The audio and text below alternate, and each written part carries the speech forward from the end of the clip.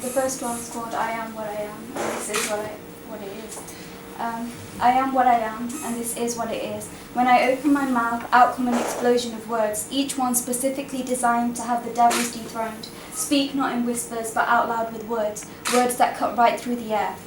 Heard through desert plains, where there's a shivering silence, even when nobody's there.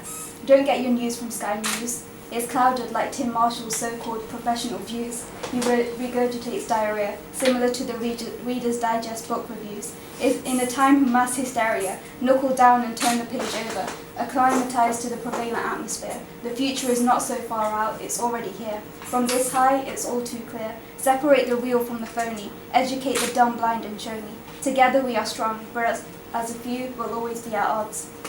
Berate those that offer a non-plea, have conviction to underline no more mandate, accept in each other that we have the answers, trust only in those that don't profit from the profits.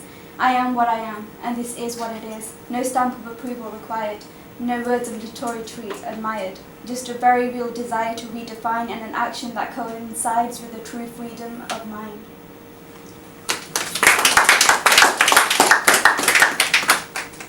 And this is one of the first pieces of Hamza's that I ever read out loud. It's called Spokesman Brother Comrade. It was about 3 years ago now. Yeah, it was 3 years ago. Yeah. So this is Spokesman Brother Comrade. If I am not your spokesman, then at very least I am your mouthpiece. Higher decibels and sound waves breaching deafened ears, those who are so eager to please. When your will topples over, you gotta learn to knuckle down. But my words are compelled to hold, so call me a protagonist, like I give a damn. If I am not your brother, at very least I am the son of the same mother. The one that late at night cries herself to sleep, 'cause she wishes for you to be a brother's keeper, and not an engine of deceit. So heathen to what has been said, why are you so afraid to speak? Life without any measure is indeed incomplete. You can soften the blow and act discreet, but that can never work for me. I know the difference between reality and those who live pipe dreams. If I am not your comrade, then at very least I am your comrade in equal indignation, the one that suffers every time a Palestinian child is shot dead in those cold Gazan streets. I don't appease the convoluting lies, so what I say is more than satire. It's an explosion of thoughts, put into words to help you realize that we are the product of a deprived people, those that were left to fend for themselves against the Israeli thieves, so I stand up to the word defeat, excluded from my dictionary and mine. I'll leave that for you to keep.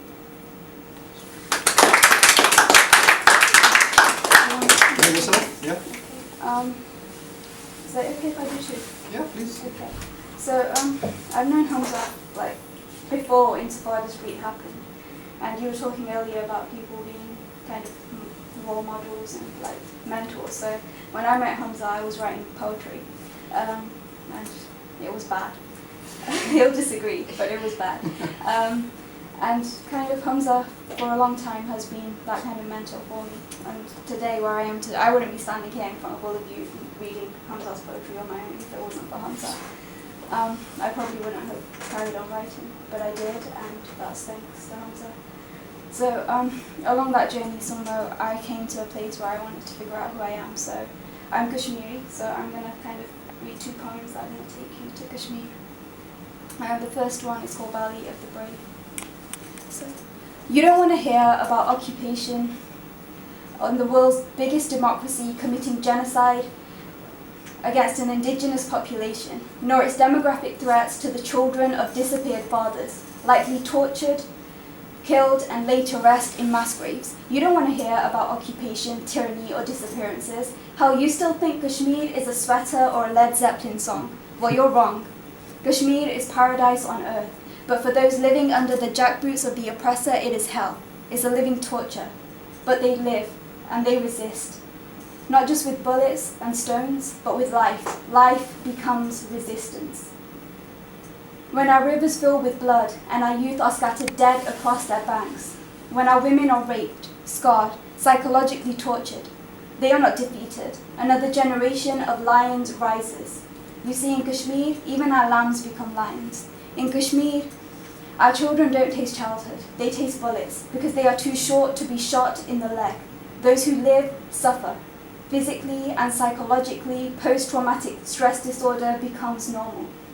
Another day, another dead. Welcome to Kashmir, paradise on earth, somewhat more than a sweater or a Led Zeppelin song. Welcome to Kashmir, Valley of the Brave.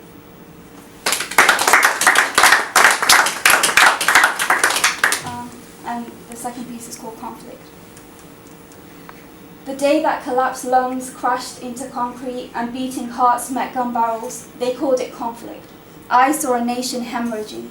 As a warrior whispered, where will we find souls to carry the martyrs at sunset into the crook of Mother's Valley?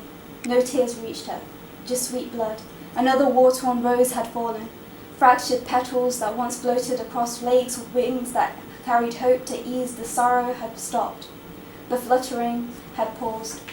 So I wove tragedies that did not belong to me around my wrists. Jewelry made of severed arteries, blood seeped through my fingertips.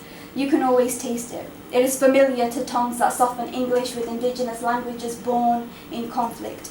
Tongues that caress the names of the dead through the night so that when morning comes, they know nothing but resistance. You see, I envisage life in the organs scattered across the crimson earth because there is nothing poetic about intestines weaving the tale of war across concrete, where freedom was mutilated. Until blood-stained tragedies lined her lungs, but still with her last breath she choked on hope. In a promise that read, Mother, one day we will fill your veins with victory. So with trembling hands I fell to the ground to make dua that his eyes would know when to take me by the hand and whisper peace will come. As we cross landmines in the moonlight, because we would both have eyes that liken saffron to crimson rivers and not poetic landscapes. To the bloodshot eyes of the revolution and not romance over Nunjai. And he would tell me, one day a tyrant will set this poetry alight and he will taste your laughter as it seeps through his armor for the first time. Because words do not die.